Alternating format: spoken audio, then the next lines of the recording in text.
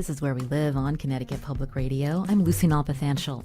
There's no doubt the pandemic hit the performing arts hard, but local artists haven't stopped working to connect with their communities. Today, Where We Live, we get an update from Judy Dworin from the Judy Dworin Performance Project about how the organization has shifted in the last 2 years. She also announces a big change for the dance nonprofit moving forward. And later we hear from a young woman who founded a company to help dancers and others heal. We want to hear from you too. Is dance part of your life? You can join us, 888-720-9677. That's 888-720-WNPR. You can share a comment on our Facebook page or find us on Twitter at Where We Live. Joining us now on Zoom is Judy Dworin, the executive and artistic director of the Judy Dworin Performance Project, and it now has a new name. Judy, welcome to our show. Thank you. Thank you, Lucy. It's wonderful to be here. So I'll let you announce the new name of your organization, and then if you could tell us more about the switch. The name of the organization is now the Justice Dance Performance Project. And it felt like this was a time of such change that we've been through in these last 2 years, that the changes that we've had to make while holding on to our mission strong, it felt like it was time to have that be stated in the name as well, to be what we do, as opposed to who founded it. When you mentioned the founding, again, this was back in 1989, I believe, that you founded this dance and multi-arts nonprofit in Hartford. And so many years of connecting with the community, with community members. And so for people who may not be familiar with the work of you and your team, talk about how you use dance, again, to elevate issues in our community and the importance of these words now in the name. Yeah. Yes. Excuse me. We've been in existence since 1989, and from our very beginnings, we've always been about the connection between dance and the other arts to social justice. Important vehicle for voicing our common humanity and for reaching out to people that may see things in one way and opening those perspectives from an experiential point of view, from having the experience. And so through the years, we started with a performance ensemble, and that ensemble exists today. And gradually we branched out into moving into the schools, into underserved schools in the Hartford area. And we've been at Parkville Community Schools for over 25 years, and now Moylan Elementary School. And then we had a chance meeting with Wally Lamb that brought us to York Correctional Institution, and we started in 2005 to do residencies for those that are incarcerated, the women at York, and developed several programs there, a performance program, moms and kids program, and then a special program for 18 to 25-year-olds, IM. We were then invited to do a Dads and Kids program at Cybulski, and we started also working in the community, both with kids who have parents or loved ones in prison, working in the Hartford schools and now Enfield, and also working with returning citizens that we had worked with in prison, continuing to keep their connection to the arts, as the arts have been a tremendous vehicle for understanding self, building a sense of self and identity, and understanding and building community. And so that's been our mission throughout.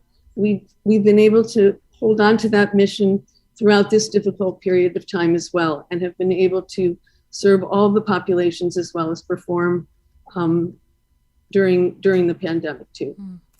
We'll be talking more about how you and your organization have really transformed, especially during the pandemic. But I don't think I've ever asked you, Judy, about how this work has transformed you. What does it mean to you to be doing this for so long? It's been an amazing journey. I think that as an artist, and as a teacher and as a person, I continue to both share and grow myself. that every experience that I've had and every population that I've worked with and every person that I've worked with helps me to understand and grow more as a person. This project has been like a child. It's been a family. It's been a family member. I've lived and breathed it, and continue and play, and will be. I'm not going anywhere. I'm continuing to lead us through this next incarnation. But I think that it has only furthered my understanding of what the arts can bring. I feel that all of us as artists are blessed with a kind of opportunity, and an opportunity to really make a difference and to help people understand that they too make a difference. And so that it's a heart journey, and it's a connecting of the mind, body, and spirit in a way that has been beautiful and continuously expanding, as well as having the administrative kind of know-how to keep it all going and to keep all the pieces together and to keep us moving forward always. You're hearing Judy Dworin here on Where We Live, Executive and Artistic Director of the now Justice Dance Performing Project. Again, the name change as they move forward, working on, again, the arts, multi-arts and dance, also to help elevate social change and issues that matter to local communities. For listeners who've been able to see Judy and her team perform through the years, we'd love to hear from you about the impact that this performance project has brought to you. Again, our number 888-720-9677, or find us on Facebook and Twitter at Where We Live. And so when you were talking about this with your team, what were some of the reactions, and thinking about how you have adapted over the last 2 years, Judy, if you could share some of those struggles and how you've done it. Well, it was interesting when when the pandemic started. We were 1 week into rehearsal for a new collaboration that we were doing with the New Britain Museum of American Art, and it was based on the late work of Helen Frankenthaler, and it was kind of a new direction for us, and we were all very excited about it. And a week later, we were all at home, and so how to keep this going? So we went to Zoom and had rehearsals on Zoom. The company was all very willing to try that, and I gave different prompts and activities for them and explorations for them to do during the week, and we shared them when we came together, and we built a piece in that way, and we're able to finally get to the museum and perform those dances in the galleries where we had intended to have audience there. We performed them just ourselves. We had a wonderful videographer, PJ Brockett, who filmed all the dances in the galleries with the paintings. And then he created a film that we were able to show to the public. We also were able to bring the material out to the grounds of the New Britain Museum and do an outdoor performance for a small audience. So it was, I think it was the farthest thing from my mind to ever think that I would be having rehearsals on Zoom. And yet it worked, and it allowed us to bring in audience at the very beginning of our process and have open rehearsals where people that wouldn't see our process that early on were able to. And I think it really helped people that were going through this experience to have this ability to engage in the arts and see it in process, and to also see a painter who was so interested in nature and in light and in color at a time that it felt so dark. The staff, we started having staff meetings every day because we were all working from home.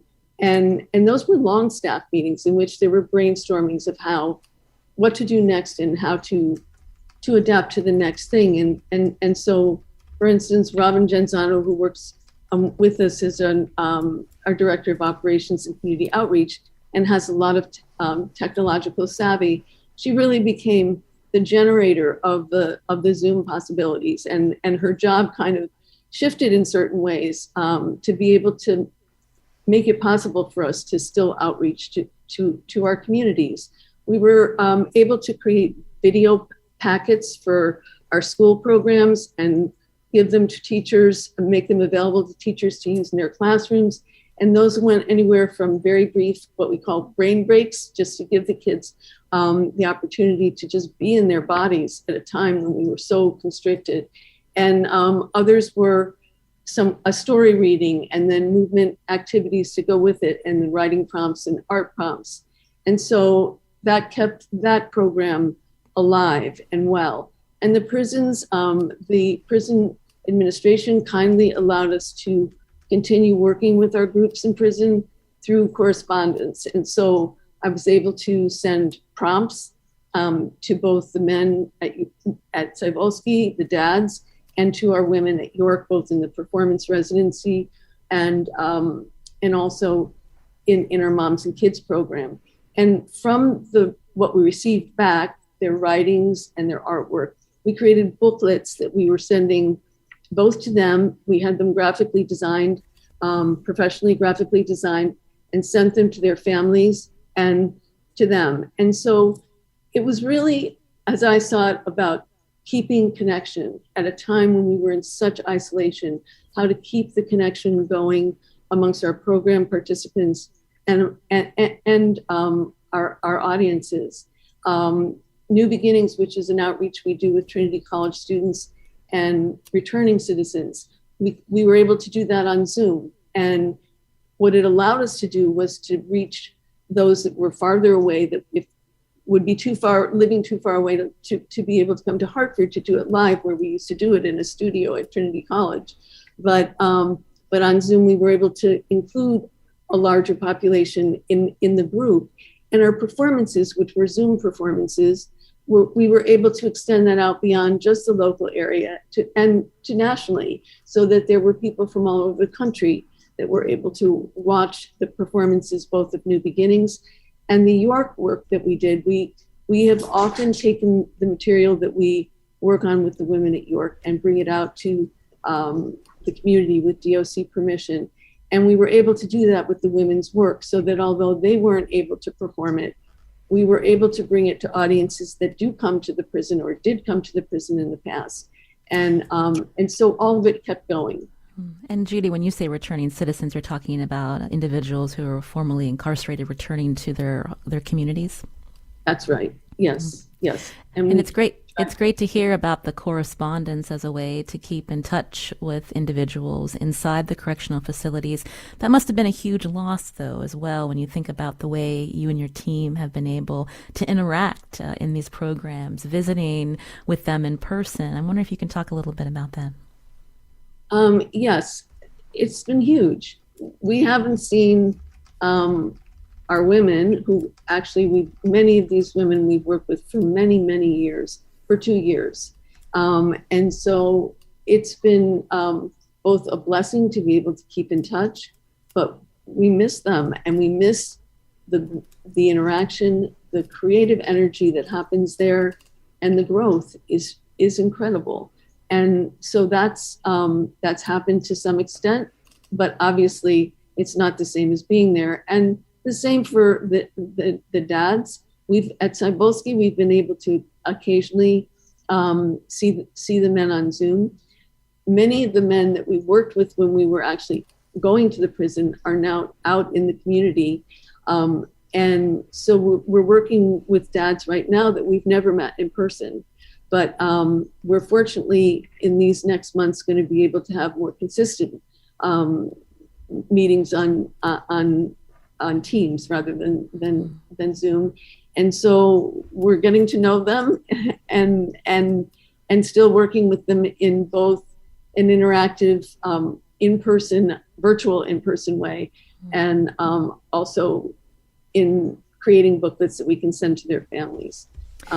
We'll be hearing from some of the community members that Judy and her team have worked with. Again, Judy Dworin is my guest today, Executive and Artistic Director of the now Justice Dance Performance Project. The work continues, the name has changed, and we're going to continue talking with Judy about that work and hear from some of these community members. You can join us too, 888-720-9677. That's 888-720-WNPR, or find us on Facebook and Twitter at Where We Live.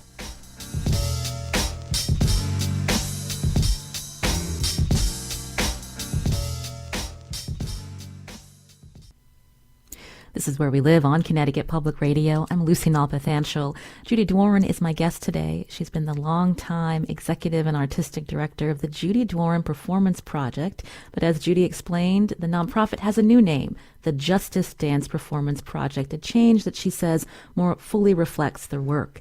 Now, her dance and multi-arts project has been around for more than 30 years. Judy and members have been guests on Where We Live in recent years, talking about their work like Brave in a New World. That was back in 2016, which weaved spoken word and dance around the experiences of ex-offenders and their families.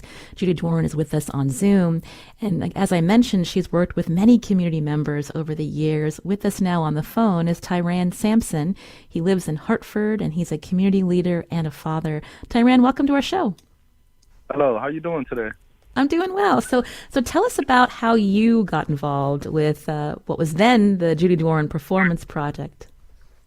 How I got involved, I was, locked up, incarcerated back in 2016, and I was in the Second Chance program. And, in the Second Chance program, there was a lot of programs that was offered to us and stuff, a lot of, then I came across Judy program and stuff, a Father Kids program and stuff, and who wouldn't want to be connected with their kids and stuff, and who wouldn't want to try a program that offers some type of way to be more connected to your kids and stuff. So I thought it was going to just be like, I heard it was going to be like a 3-hour visit at the end of the program, and I thought it was just going to be like something regular and stuff. But as I began the program, me and the fellas in there and stuff, like, we was learning stuff about ourselves and stuff, like learning how to express our feelings and dealing with the pain and the trauma of what we grown into and what we was living before we got incarcerated and stuff. And we was learning how to express it on the paper through drawing, through meditation, through dancing, everything and stuff. Mm-hmm. So we did these sessions about, like, I think one time a week for 6 weeks. Then at the end of everything and stuff, like, when we put together like our little pieces and our performance and stuff, we get the 3 hours with our kids and everything. So tell me a little bit about that, how you were part of that Father Kids program, how that helped you connect with your daughter. What was her reaction when you performed for her? It was kind of shocking and stuff to her and stuff, like, because like I was locked up for a little piece of her life and stuff. So for her to see me on that different type of level, like, it was kind of shocking for her, but it was also like comforter to her and stuff. Like, she was loving it and stuff because she was seeing me at my best, with my feelings out, spilled out on the table and stuff, like dancing and singing to her and stuff. Like, so she was seeing me at my best, and that's what I want to continue, to let her see me at my best, let all my kids see me at my best and stuff. And so after you were released, I understand that you still connected with Judy Dworin and the Performance Project. You joined the New Beginnings program. Can you tell me more about that? Or was this after? Tell me more how you stayed involved. Yeah, how I stayed involved and stuff, like, while I was locked up, and I was doing the program and stuff, it was stepping out of my comfort zone, but it was real easy and stuff because all we had this time and stuff. Well, but when I was back into society, trying to reconnect with my family, with my kids and everything, I felt that I needed to stay in tune with Judy and stuff to keep me grounded and to get me to do something out of my comfort zone into society and stuff. Like, I didn't want to go back to what I was just normally used to and stuff. Like a 9 to 5, come home, work, or not really doing nothing with myself and stuff. So I found out, like, by working with Judy out here and stuff, like, it's been amazing and stuff. Like, it definitely has. Judy Dworin is still with us. Judy, did you want to respond to what Tyran shared? I loved what he said about the connection with his daughter and showing his best self to her. Yeah, it was really beautiful to see that happen, and to see also Tyran discover his own ability to move and express himself through movement, and to write and to share his writing and perform, as he said.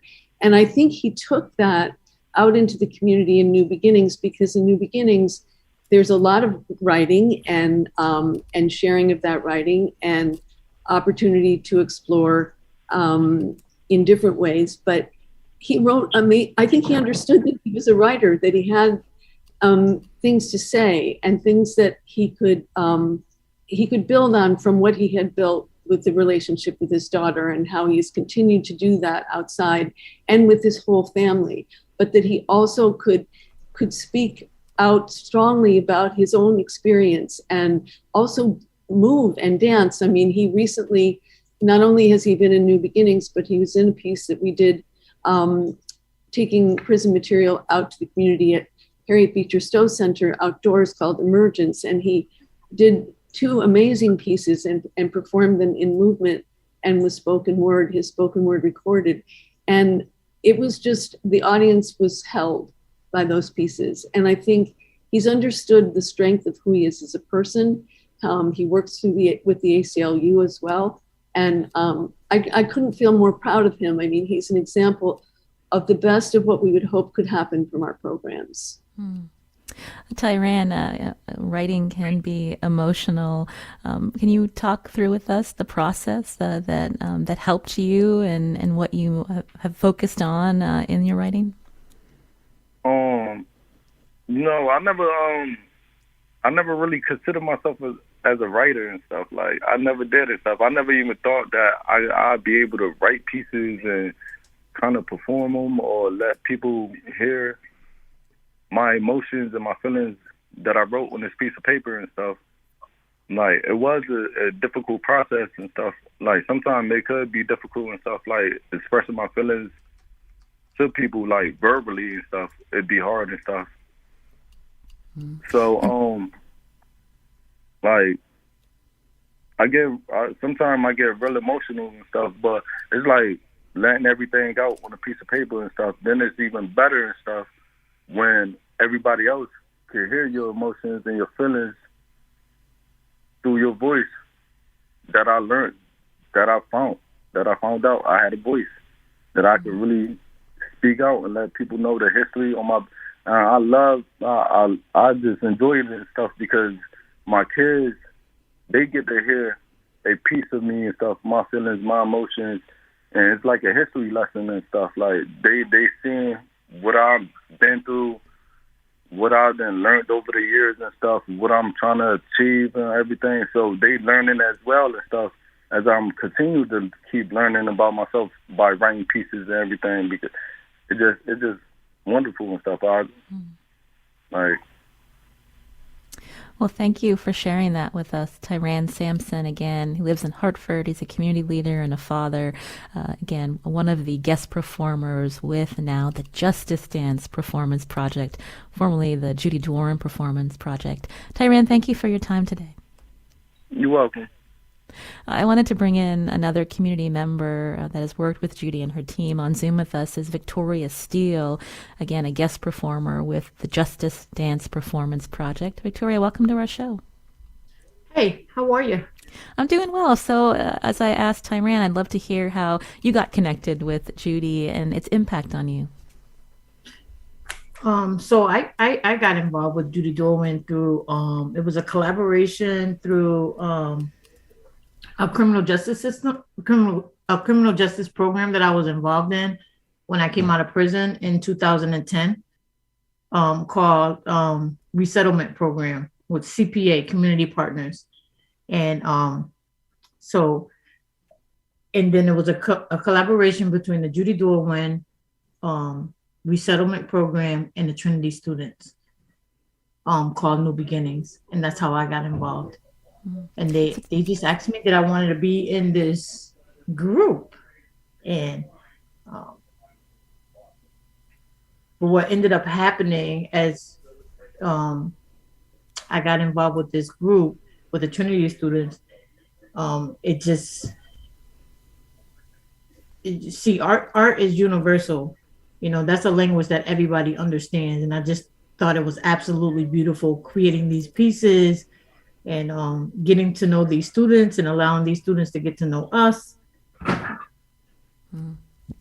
Tell me about some of the art that you have created, again, as now a guest performer with the Justice Dance Performance Project. I understand that you did a video performance that you created after the murder of George Floyd. Can you describe that for us? Yeah, so we did a call and response, and I think that was a safe. We created like a safe platform for people to sort of talk about how they felt. As a Black woman in America, we all had some feelings towards the murder of George Floyd, and the constant racism in America, right? And so it felt really good to have that platform and to have a place where we can, you know, have those conversations, right? So it was very, very powerful. Judy is still with us. Judy, can you talk about what Victoria created and about this program that she was involved in? Yeah, Response and Call was as Victoria explained, a platform that was created at JDPP for artists of color that were affiliated with the organization, and now it's a continuing program that now we have 3 performances, virtual performances each year, and it's continued to evolve. But it was really a place to share both art and ideas and responses and reflections. And Victoria performed a piece that was written by somebody at York, who was at York at the time, is now in the community, and it was and it was a piece about survival, and it was called 2 Left Feet, and it had a lot of humor to it, as well as a very strong statement of survival.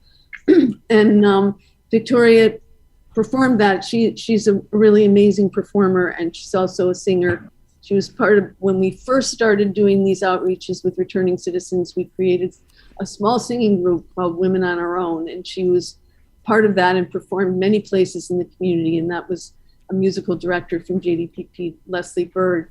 And then New Beginnings, and then Response and a Call. And Response and a Call feels like a very important platform for JDPP, and one that will continue. And Victoria was at the foundation of its starting.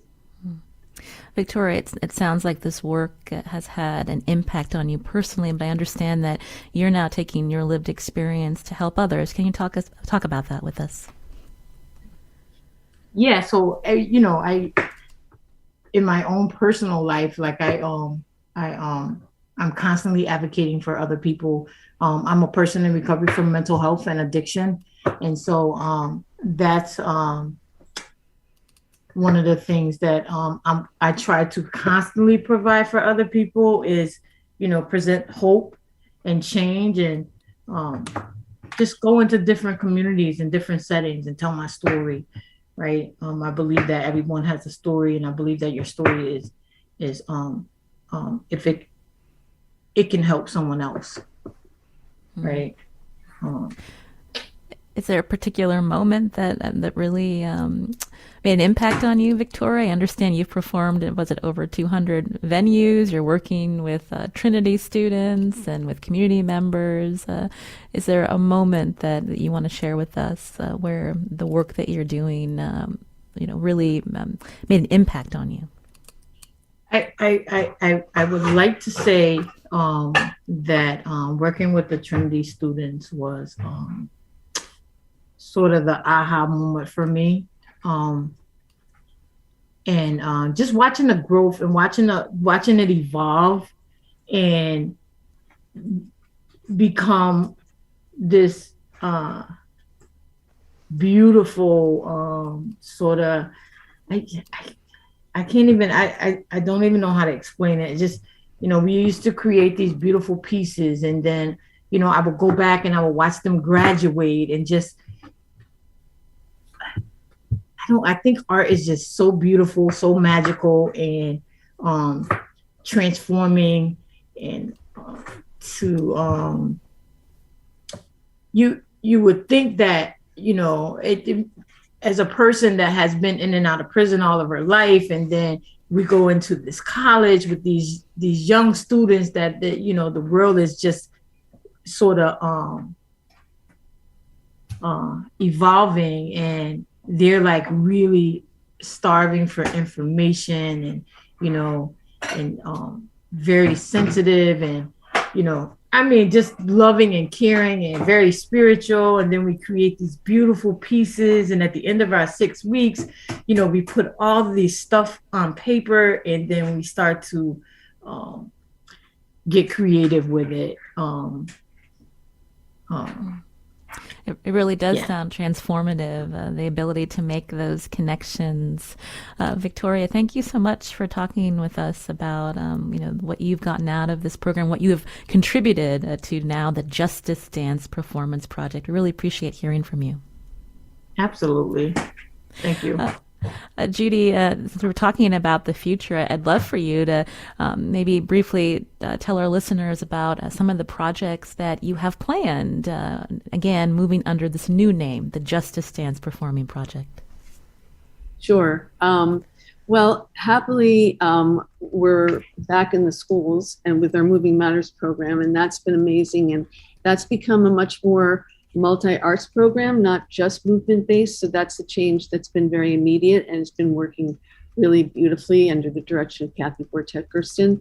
And beyond that, we're going to definitely keep the response and call platform open and developing, so that we'll to live stream, and then at some point, hopefully in person.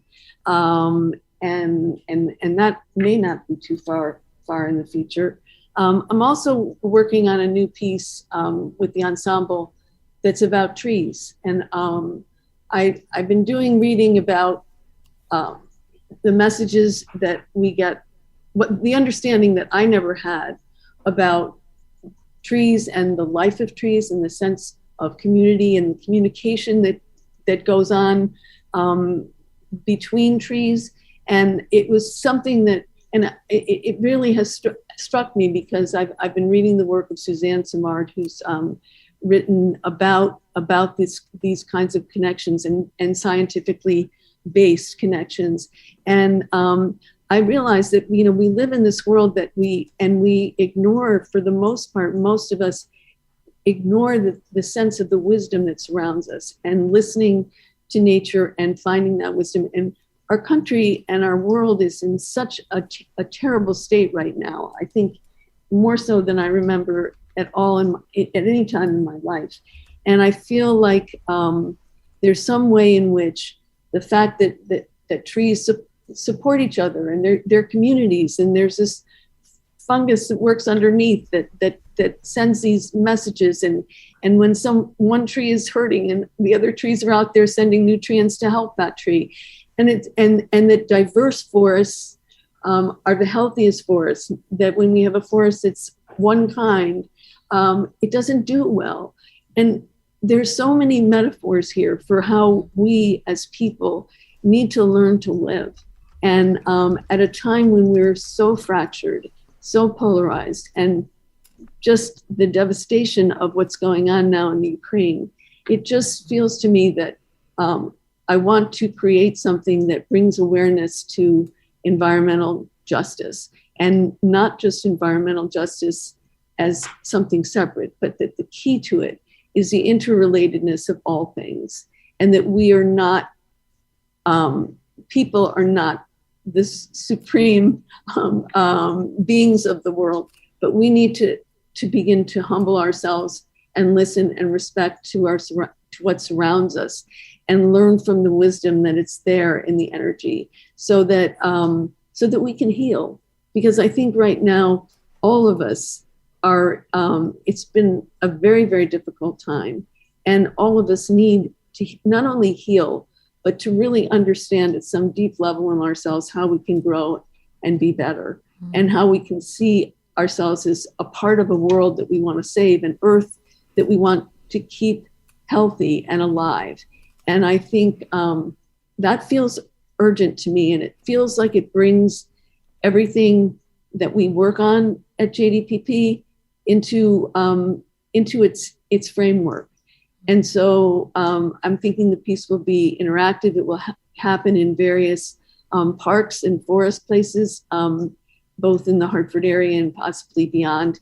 And so it'll be a project that will go over the next year and a half. And we're just actually having our first rehearsal this week. And so, you know, I want to keep the idea of film and video alive, and so that we can go back to live performance and return to it in multiple ways. We also can incorporate film and video. I think that the things we've learned during this pandemic will keep, some of them have been positive. These growth steps have caused us to do things that we wouldn't have done in positive ways. And I think we will continue to explore that. We will continue to keep moving forward. We're now, through the invitation of the Community Partners in Action, working in juvenile detention centers, and started a program during this time of the pandemic there. And we will continue to do that and work with youth that have found a way off the path and help them to find their way on it. So we'll continue with the vision and the mission, and keep expanding it in whatever ways we can. That sounds lovely, Judy Dworin. I'm there. Thank you so much for telling us about the future projects that you and your team will be working on for the local community here in our state. Judy Dworin, again, the executive and artistic director of the now Justice Dance Performance Project. Always a pleasure to hear from you, Judy. Thank you so much, Lucy. This is Where We Live on Connecticut Public Radio. After the break, we're going to talk with a woman who grew up dancing and went on to found an educational and performance initiative to help dancers and others heal through the art form. More after a short break.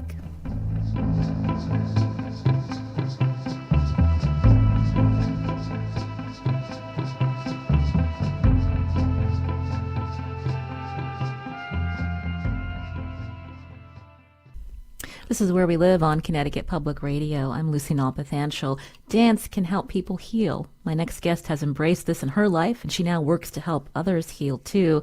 Bettina Mahoney grew up dancing and is now the founder of Fortitude, a convention and competition with a mission to empower dancers through the vehicle of performing arts. Bettina, welcome to our show.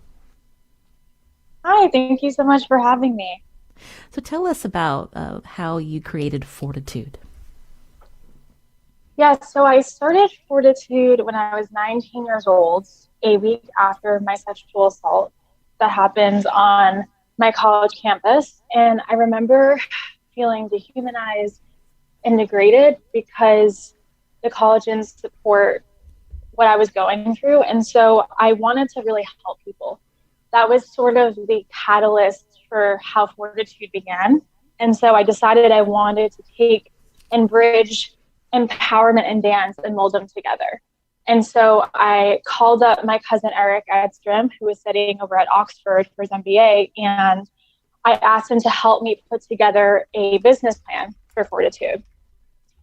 And when I did that, I realized that everything that I was going through would come full circle. And so from then on, that summer, I had my first convention, which was my prototype convention that summer over at Cambridge. And we had everyone from, teens to pre-med students. And it was very clear to me that they felt like we were using our mission to really help impact their lives. And cut to 2019, when I brought Fortitude to New York, what was really powerful for me was seeing our mission come alive in a way that was so special, seeing the teachers facilitate our mission by making it really clear that it didn't matter how high their life would go, as long as they were able to use dance as a therapeutic tool to help them get through their lives. And something that felt full circle for me was seeing all of these kids, like over 100 kids, sit in a circle together eating lunch, and hearing things from the students saying, make sure you get home safe, text me so I know you got home safe. It was something that felt really intimate for me because of what I went through, because Fortitude came from such a raw place of feeling scared for my life and not knowing how I would be able to go on, and then using that as the power to create something that was bigger than myself. And that has continued on to today. Bettina, I'm sorry that happened to you as a college student, but to hear how you have moved to work to help others, to be aware of trauma, to uplift people through dance. I understand that you recently did a workshop in Hartford and I'm wondering if you can talk about how you work with teens to help them tell their stories of healing and to build community. Yeah, so I'm very aware of social media because our demographic is mostly 14 to 19 years of age. So with knowing that, I know that with mental health, social media, it causes a lot of issues. It causes a lot of depression, anxiety. And so I'm aware of that. So before we teach and we go into these convention weekends, I educate teachers on how to sort of body scan and be aware of these kids and be aware of the fact that our mission is so strong and so prominent in what we do.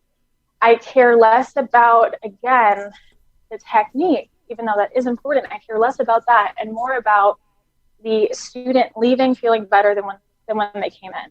We feel very strongly that we want to give them the tools on how to get through life better. And we had a moment where I went into one of the convention rooms and the students were crying.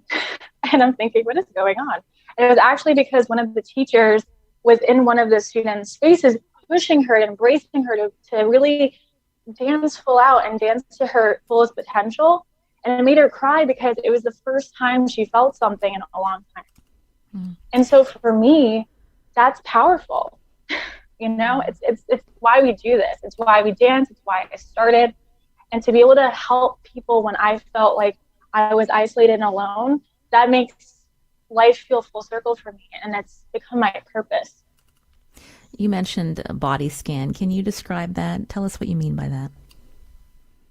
So a body scan is being able, before the class, we do a lot of work where it's more of a meditative work, just being aware of like where we are in our bodies. How much can we dedicate and be fully focused and in the moment, and learning about how to leave the baggage at the door, learning about how we can facilitate whatever might be going on in their lives, whether it's trauma, whether it's something very minimal. These kids, we're aware that to teenagers, little things feel like the end of the world, and that's totally valid. But before class, we say, you're in a safe place. The things that are holding you down, weighing you down, we're going to get through it together. And so we like to use a metaphor for climbing up the mountain and climbing up, and we're going to take your hand and help you get up there.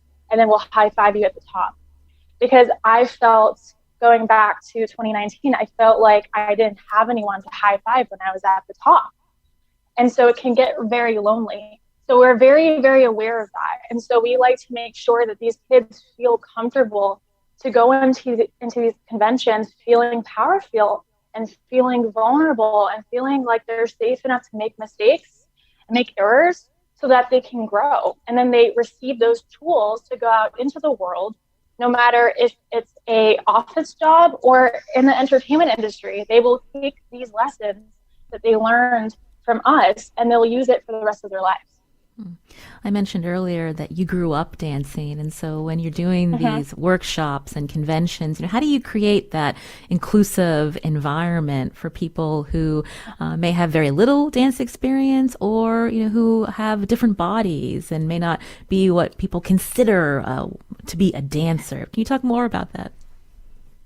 Yeah, so I grew up dancing, and in high school, I was in a pre-professional program called Project Moves, and we did a lot of work for bridging the gap between social injustices and dance. So that was my first introduction to that dance can be used for art. Like, it can be used to better the world and it can be used for positive messages. So a lot of what I do with Fortitude is we create a space where we are very clear that dance can be used to impact the world. Dance can be used for everyone. Dance can be used as a therapeutic tool at any age and any body type. And what I really appreciate about my mission is because it started from such a raw and authentic place that people are very drawn to us because of that, because I am so forthcoming about my experience, because I make sure I train my teachers so that they're aware that people come from different places and different backgrounds and different demographics, and that we need to be aware. And so that starts with the body scanning. That starts with the messaging of you are good enough. You will face hard challenges and you'll be able to overcome it. And so we take Fortitude quite literally, that any challenge you may grow through and go through will make you into a better person. And I know that because it happened to me. And I've seen it through hundreds of kids that we have been able to educate. And it's super powerful. And people leave feeling that they can make their worlds better. And I've seen people feel insecure coming in and leave feeling, wow, I can maybe try and do some voice classes. Maybe I can try and audition for that show that I really wanted to do, but was too afraid to do it before. So we give them these tools on how to really better themselves.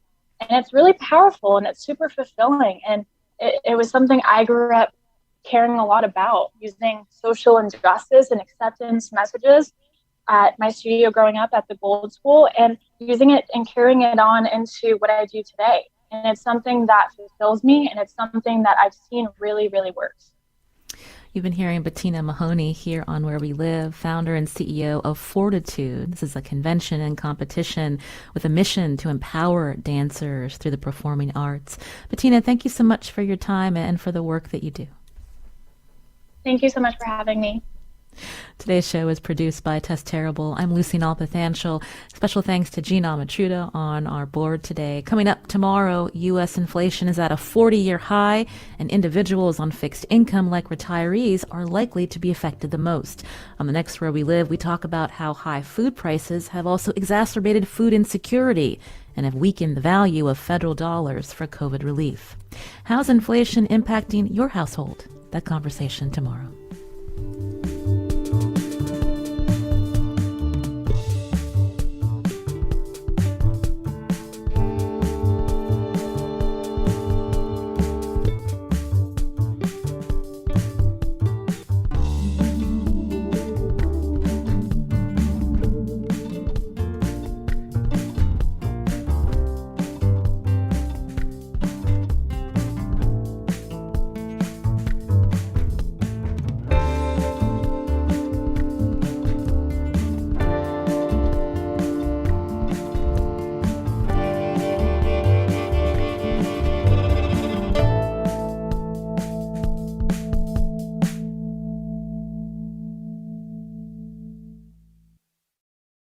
Connecticut Public Radio provides